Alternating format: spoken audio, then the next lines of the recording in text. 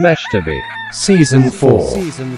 Konkai no Meshtabi wa Gachi de Mata Tabathai Obi Hero Kaiwai the best 15 des. それでは早速 Let's get it started. 1. Nishi Niju Sanjo Manami 1. Yulaku Cho. すごい人気の有楽町さん。帯広のジンギスカンは札幌のジンギスカンと値段が全然違うのです。そうなんです。驚くなかれジンギスカン1人前498円、これでこそ北海道ジンギスカンでございましょう。そんでもってちゃんと美味しいのが帯広ジンギスカンのすごいとこ。ああ、特別すっげえ美味しいってわけにはいかないけれども、それこそワンコジンギスカン状態でガッツガツいけちゃうお値段だね。ぜひ1人前1000円オーバーの札幌有名店のジンギスカンと食べ比べてみていただきたい。ガッツガツいけちゃうこのお値段。今回は豚丼直後につきジンギスカン2人前&チューライスのみ、2人で満腹1139円でござい。ホルモンも美味しいよ。だ 2. Nishi Lokujo Manami 5. Lullabella. 帯広駅から車で 5,6 分の場所にあるイタリア大好きシェフのお店。ゆったりとした空間で落ち着く雰囲気ね。こちらは十勝産の食材を使用した本格イタリア料理が楽しめちゃいます。最近増えたね、地盤物を使うお店。そうね。生産者さんも生産者さんもこんなに美味しく料理されたら嬉しいだろうなって思いながらいただきました。どの料理も彩りが綺麗ですな。はい、どれも食べるのもったいなくて、中でもキッターラ、エビとズッキーニのソースにもっちり自家製キッターラ、これ美味しい。パスタもやっぱり生麺が美味しいね。そりゃあ生は美味しいよね。蕎麦屋もラーメン屋も乾麺なんか使わないからね。そう言われたらそうね。どうしてパスタは乾麺が多いのかしらね。最後のデザート、パインと青じそのシャーベットと白ごまのパンナコッタでもう完全に胃袋をわしづかみにされました。だって全部大好物なんだもん。なんで私の好きなもん分かってんの。イタリア系シェフは女性経験が豊富なのさ。あらま。 3. Nishi Niju Ichijo Manami 3. Palu Palu Te. 日曜日の朝ということもあり、開店から行列、すんごい人気でございますね。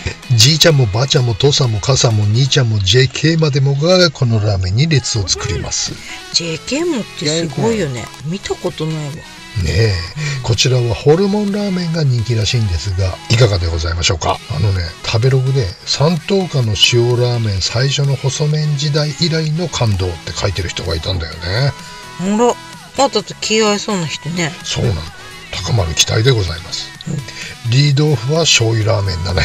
これも気になるんだけれども、安っねえ、開店はラーメン屋さんにしては遅め。なぜなら勝敗ずつ丁寧に作られるラーメン。何やら3年ぐらい休業してたらしいんでね、幻感もあるのかな。なんやかんやで1時間ぐらい待ちました。帯広でラーメンで1時間ってすごいわね。時間ずらしたいところだけどね、するってと晩飯を満腹状態で食わにはならんくなるからね。そうなのよね。できるだけ昼は早めに食べておきたい。だ、いや美味しかったっすね。甘辛キムチラーメンホルモン入りって感じ。たっぷり入ってるホルモンが柔らかくてなんぼでも食べれる感じ。飯くれってやつだね。お茶が知ってるホルモンラーメンでナンバーワンっすね。これは美味しいラーメンです。リードオフの醤油も気になるわね。ついでに食っちまおうかなと思ったんだけども、忘れてた。この日はもうすでにピザを満腹いただいた直後だったんでね。なので本日はラーメン一杯でいっぱいいっぱい。シャレになってんのかな。いっぱいおっぱいしょっぱい。グッバイ。もういいばい。 4. Nishi Kujo Manami 13. Hanada. 民家改造系の人気お蕎麦屋さん。視聴者さんからも何件かおすすめいただいてましたね。はい、ありがとうございます。平日11時半から14時半、1日3時間のみの営業という超短期決戦。14時過ぎに到着ものれんがしまわれ、本日は終了しましたの看板がゴーン。さらに早じまい的な。そうなの。呆然と立ち尽くしてたら中からお母さんが出てきてね、お一人なら大丈夫ですよって言われたの。よかった。あぶねえ、キレキレしてよかったね。中に入ると木目調の白い壁、おしゃれ蕎麦屋さんって感じにギャップ萌え。なんかカフェみたいな感じだね。そうなの。人気のお蕎麦屋さんってお蕎麦の量もお上品な感じだけど、こちらは多め。男性にはちょっと物足りないのかな。いやこれぐらいでちょうどいいんじゃないかな。お蕎麦は細めで締まってて私みたい。そうなの？そうなの。味がしっかりとしたとっても美味しい私好みのお蕎麦なんです。若干つけ汁がアームストロングオズムだったかな。スイングが見えない。ヒューマン蕎麦湯もとろっとパーフェクト系 for me でございます。気がついたら会員しちゃってました。蕎麦湯まで会員するってことは相当お気に召した蕎麦屋さんだったってことだね。はい。他にも帯広界隈はロケーションが素敵な美味しいお蕎麦屋さんがいろいろあるので迷っちゃうけど、ここが一番かな。5. Nishi Jugo Manami 12. Kano Seipan。住宅街のグリーンの壁が目印。お店は超狭小系で、中に入ると香ばしい香りとパンたちが出迎えてくれます。オーナーさんはもともとはオーガニック野菜を取り扱う農家になりたかったそうなんですが、外国にも興味があり、神戸の外国語大学に入り、神戸といえばパンダということで、パンですよ、パンダじゃないですよ。分かっとるわ。大学卒業後パン作りの世界に入りのめり込み、その時から独立することを目指しながら個人店3店舗で修行されて独立されたんだそう。確かに神戸といえばパンダはさ、それにしても丁寧にたくさん説明してくれたよね。ああ、パン好きなんだなーって思いましたね。あんなに小麦について熱く語れるなんてねえ。あんたは下ネタなら無限に話せるけどね。そうなんだ。でも評判悪いんだよ。下品すぎなの。そうかな。使用する材料のことを知らずに生産者の思いを伝えられないと、自ら農場に直接足を運んだり小麦の成長を見るのが好きなんだとか、満遍の笑みで話してくれててさ、もうどんだけパン愛、いや小麦愛がすごいのかわかるよね。全くだ。ってことでほとんど売り切れちゃってたんだけど、おすすめしてくださった2種類を購入。こちらのパンは焼きたてにこだわって急いで食べなくても常温で1週間ほど少しずつパンの風味が変わっていくのを楽しむことができますよ。そんな話し方じゃないでしょ。脚色しないでよ。パンは冷蔵庫で保存しないといけないとよく言われますが、当店のパンは小麦酵母の効果で冷蔵した時の変質が少ないのが特徴なんです。冷凍しなくても冷蔵庫で保管いただけますよ。特に夏場は冷蔵庫での保存をおすすめしていますって言ってたね。もっと素敵な感じの口調でお話ししてくれてたね。風評被害になるからやめて。また食べるときは目玉焼きを作るときみたいに少量の水をフライパンに入れて蓋をして焼くとふわっとした食感になって美味しいですよってね。そうなの。もうパン愛が溢れまくってる。酵母のフルーティーな香りがすごいよね。酸味と甘み、香り、今まで食べたどのパンよりもすごい味がある。パンの味がする。パンだし、もっちり感も非凡。素晴らしいパン屋さんに出会いましたね。もう朝行かないとダメだね。売り切れちゃう可能性あるパンだからね。6. Otofuke Kashiwa。豚丼っていや柏さんってなりますわね。この豚丼は大好き。ハゲハゲチェーンも美味しいけどね。そんな名前のチェーンはございません。でもハゲ店さんも豚ハゲさんも美味しいよね。この3軒は帯広豚丼3トップだね。言うなれば日の丸飛行隊、笠谷、今野、青内。またマニアックなサンプル散りばめたなこの野郎は。日の丸飛行隊だよ、知らない？戦争は知らない子供たちよ私一応。それに戦争は嫌い。違うよ。札幌オリンピックで金銀銅表彰台を独占した日の丸飛行隊さ。金のやつ。それは長野だね。あれ豚丼はやっぱり柏が好きのやつ。ちょっと何言ってるか分かんないし。やっぱ柏さんが金メダルだね。銀メダルの今野は飛ぶ時大大声で叫ぶんだぜ。おーってそんな人いんの？これでしょ。ほんまや。だろ。7. ニューヨーク。 Satsunaigawa Garden Onsen. 瀬戸内川のほとりに立つシャトーのような立派な温泉。ノーマークでしたね。知りませんでしたね。こんないいサウナがあるなんて。まさかのカツカレー選手権に次いで2作連続の薩内川ガーデン温泉。だってね、ここ最高すぎますんですもんね。なんといっても豊富な選べる4種のサウナと整いスペースには豊富なインフィニティチェア、セルフロウリュし放題ってのが画期的だよね。サウナ、水風呂、外気浴がアウトサイドで完結できるって最高のサウナ環境。超整えまクリスティアーノ・ロナウド。バレルサウナ欲しいぜ。あ、欲しい。海辺に置きたいね。波乗りしてそのままサウナ。夢の生活だにゃ。素敵。お願いします。はいちゃん、お願いします。8. Nishi Nijo Manami 2. Tongpei. 開店前にいつも並びが出てますね。さすがは帯広地区食べログNo.1ラーメンのお店。ジャズが流れるちょっとかっちょええラーメン屋さんね。はい、前回塩は美味しいってのを確認済みなので、今回は醤油と味噌をいただきに参りました。お客さん大人が多い印象ですね。平均年齢 54.8 歳ぐらいかな。若者向けのがっつり濃い味系ラーメンとは一線を画す大人ラーメンですからね。まろやか優しい醤油ラーメン美味しかった。味噌はなかなかパンチの効いたでも濃すぎないいい味噌ラーメン加減でした。湯加減みたいに言うな。やっぱりジャズ大将美味しいの作るわ。醤油も味噌も美味しいけど、おいちゃんはやっぱ塩が一番お気に入りかな。塩食べてみたい。醤油もうまいけどね。美味しい。でもなぜかネガティブなコメントが何件か入ってたんだよね、ここに関しては。どうしてかな。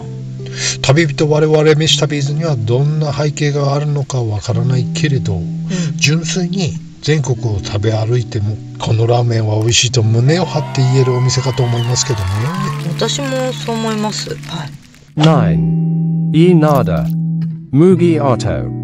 言わずと知れた麦音さん。飯旅でかれこれも全部合わせたら10回くらい出てるコスリモクリスティーン。今回バッポ大好きコロッケパン審査ということで立ち寄りました。はい、そうなんです。実は10年くらい前になりますかね。初めてコロッケパンに出会ったのは帯広でゴルフの予定があって、ゴルフ前に朝食をってことで探したんだよね。朝早くやってる店を、そして見つけたのがこの麦音。6時55分から営業ってことでね。そう、その時に何気なく手に取ったのがこのコロッケパンだったんです。そう、その時にびっくりしたのよね。一噛みしたらね、サクッって音が鳴ったんだよね。鳴った。コロッケ食べてサクってなかなかならないよね。コロッケ好きで世界中でコロッケ食べてるんだけども、初めての経験だったんだね。あの時恋に落ちた瞬間だったんです。これが麦の音、麦音かってね。いや、コロッケだろ。ところがですよ。そうなの。去年から？そうなんだよ。2年ぶりぐらいに久しぶりにコロッケパン食べたんだよね。そしたらあれってね、サクってならなくなってたのよね。そうなんだよ、大事件さ。トカトカとかくるみのランプとか浮気してたのバレたんじゃない？まさかよ。コロッケパンが嫉妬するか？じゃがいもの嫉妬。今回食べた初めてのパン、どのパンも美味しい。美味しい。麦音大好きってのは変わらないけれども、コロッケパンに関しては普通のコロッケパンになっちゃったんだよね。いやいや、普通より美味しいよ。まあそうだけど、千原ジュニアも言ってたよね。人変われば味変わるって。担当の人変わったのかな。レシピは楽譜と一緒ってことね。名曲の楽譜も歌い手によっては台無しにもなるってね。麦音はさ、テラスがいいから必ず行くんだけども、またサクってなるコロッケパン食べれるといいね。感動して泣いちゃうかも。もし麦音で泣きながらコロッケパン食べてる夫婦がいたら、そういうことだと思ってください。お察しください。10. Kami Shiholo Dream Dolce. 旭岳は初雪、稚内は氷点下の朝を迎えた北海道、上士幌の朝も最低気温は6度と絶好のジェラート日和となりました。一昨日まで半ズボン T シャツだったのに一気に秋めいてまいりましたね。秋は突然やってくるのよね。てかちゃあの日あの時あの場所で君に会えなかったら、これさ、出会ってなかったらいつまでも見知らぬ二人のままって当たり前じゃない？そりゃそうだよね。小泉進次郎が言いそうなセリフね。言いそう。プラスチックの原料って石油なんですよ。隣隣のカフェには椿サロンのパンケーキがあるらしいよ。椿サロンやってるね。Anyway. で、ジェラートよ、ジェラート。ちょっと寒かったけど面白いフレーバーがあんだよね。じゃがバターにトウモロコシ、これは楽しい。こういう嬉しいフレーバーがあるのはいいよね。今年一番トウモロコシ感を感じたトウモロコシかもしれません。信じろ、かぶせてくる。自社のハウスで栽培した果物や十勝の食材を生かしたフレーバーがだいたい16種類くらいは楽しめるんですって。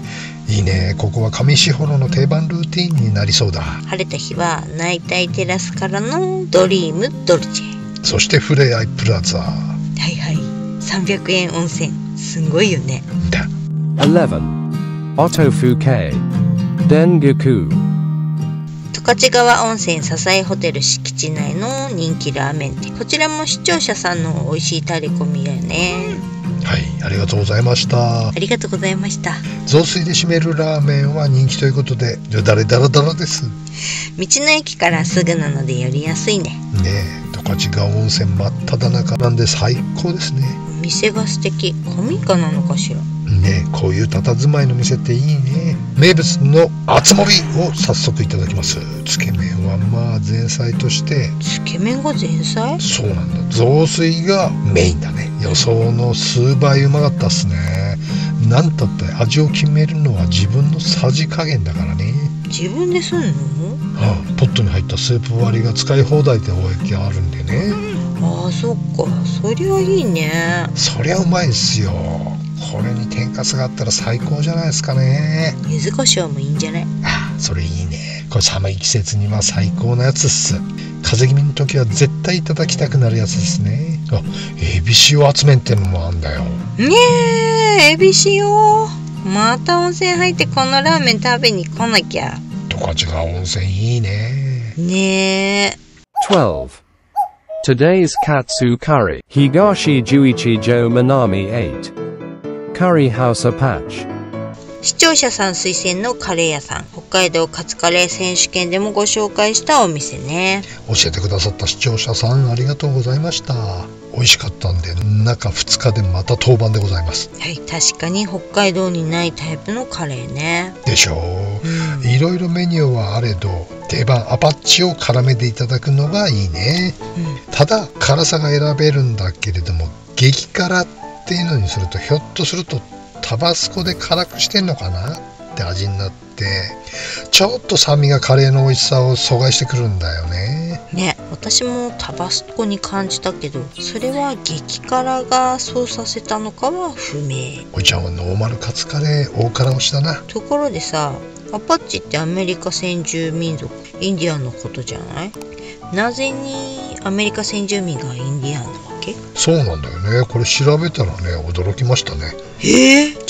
まだ言ってない、はい、15世紀末から16世紀初頭にアメリカ大陸に到達したコロンブスがおっちょこちょいな野郎でね、方向音痴だったのかな誰かさんみたいに。親近感アメリカをインドと勘違いしちまったらしいんだよね。それでアメリカ大陸にいた先住民をインディアンと呼んでしまったその名残ってことらしい。間違いは修正されなかったの？されなかったんだよ。自民党みたいだね。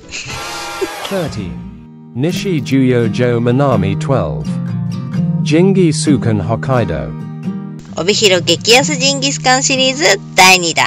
素晴らしいジンギスカンですね。450円のマトンでも十分美味しいんですけど飯旅率的にこのキングラム700円推しっす。キングマジ美味しい。最上級の生ラムと目隠しジンギスカン比べやったら見分ける自信ないわ。ねえ、全くだ。これがジンギスカンだ。いや、これがジンギスカンだ。2回言っただけ隣のお兄さんの注文さ、いきなり生ラム10人前って笑ったね。恐るべし帯広ジンギスカン、最近札幌で食べる気がしない。しない。14. Ikeda Mugiwara。 池田町の畑の中にポツンと一軒家のうどん屋さんがございます。めちゃめちゃいいロケーションですね。飯旅ズ大好物系じゃございませんか。でしょう。しかも徳島出身のご主人が作る本場讃岐うどんが北海道でも食べられちゃうってんでね。そうなんです。北海道ってうどん屋さんってまだまだ少ないイメージだけれども、池田町に焦げな素敵なうどん屋さんがあるんだよね。ねえ。なのになぜ音痴だね。テラス席は満席ってことでカウンターと相なりました。じゃんじゃん。まあ待たずに入れただけラッキーっしょ。はい、見てください。このツヤツヤの麺、小麦の味がしっかり感じられるハード系。さすがは四国出身のご主人。そうだね。一口すすればわかる麺の弾力、喉越しの良さ、こりゃ抜群ですね。あれかい、かなり男らしい系のやつかい。だね、男らしいやつです。今時期はすだちが無料でついてくるんですって。すだち無料。すだち絞るとめっちゃめちゃ爽やかになるもんね。そうなの。あとおじさん大好き天かすも常備されてるよ。よーし。あっという間に完食ペロリンチョ。このおうどんはかなりポイント高いざます。十勝ルーティーに挿入。そういうこと。15. Salabetsu Suka。 2013年オープンの大人気ピザ屋さん。こちらもまさかの無駄前倒し営業のお店。確かウェブだと12時オープンになってんだけども、オープン10分前に来てみたらね、満席状態で待ち14人ぐらいいましてね。そうそう。実はここに訪れたのはこの時でも4回目。売り切れごめんだったり臨時休業だったりでやっと食べることができました。畑の真ん中ですよ。なんもないところにここ系のお店。はい。なのに続々と札幌ナンバーやら釧路ナンバーやら旭川帯広十勝ナンバーやらやってくるくるくるくる。十勝ナンバーはありません。というわけで待つこと1時間半くらいですかね。やっとの思いで1枚目マルゲリータでございます。モッツァレラがもっちり濃厚で美味しい。ピザ生地のもちもち具合がすんごいですね。飯旅史上ナンバーワンのもちもちピザですな。小麦の香りとオリーブオイルが美味しいんだわさ。ねえ、びっくりしたね。もともと得意ではないからさ、オリーブオイルって。なんで？結構香りも味も癖強いのあるじゃん。おいちゃんよりよっぽど癖ないと思うけど。そりゃそうだ。つかさんのは好きです。サラベツチーズはモッツァレラ、ラクカ、ブルー、ウォッシュの4種類のチーズがたっぷり乗っていて、いや乗りすぎちゃうんっていうぐらい。ちょっとたっぷりすぎて塩気が強いので、苦手な方はマルゲリータかマリナーラかテジナーニャがおすすめ。テジナーニャはありません。でも一人で切り盛り大変ですな。大人気店だもんね。このピッツァは人気出るの分かりますわね。え、じいちゃんもばあちゃんもみんなピザ食べてて、サラベツっておしゃれね。ねえ、やっぱ帯広買えば美味しいのある。ありすぎて太る。あ、ほんまや。おい。Jakaino Meshitabi wa Gachi de Mata Tabathai Meshtabi Saw Shu Hen No.1 Des Otanoshamini. See you soon.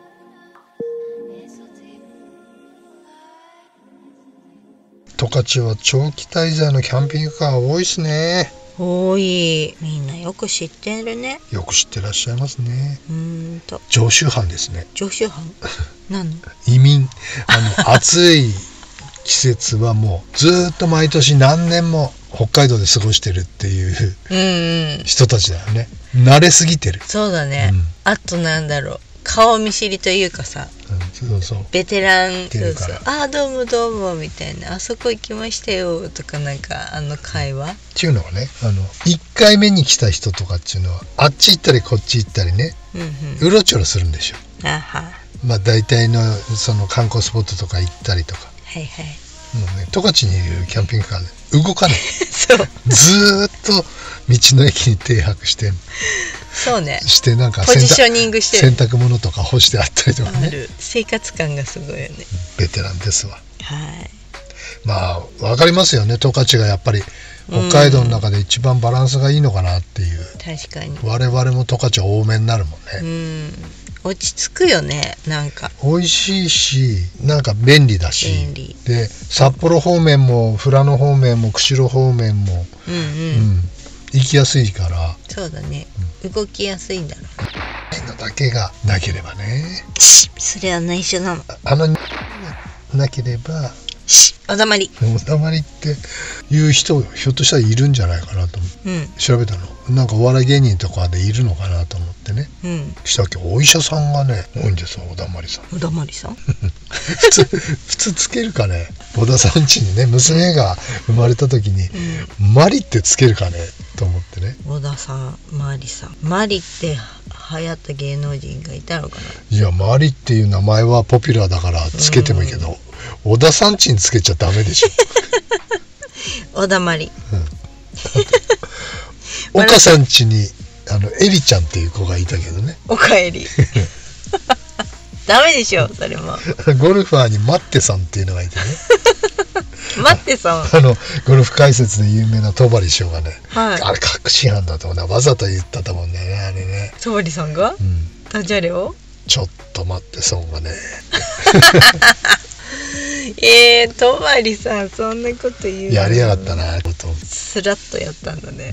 くそ面白いなそれ。お医者さんが多い。あと大学教授とかね。優秀な方が多い。東海大学の教授で小田まりさんっているからね。東海大学で、ご優秀でいらっしゃって。